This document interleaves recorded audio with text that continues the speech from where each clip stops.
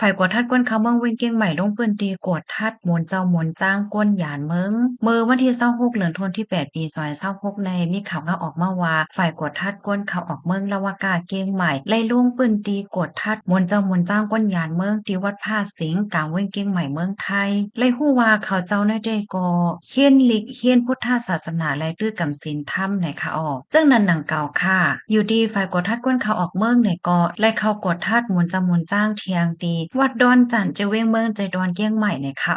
มันเจ้าได้ก็มีไว้วัดไหวยังอ่านเปิดด่าเฮียนลิกไล่พุทธศาสนาและตื้อกำศีลธรรมว่าจังไหนค่ะตั้งไทยได้ก็เดียวว่าศึกษาพระพุทธศาสนาและปฏิบัติธรรมในค่ะ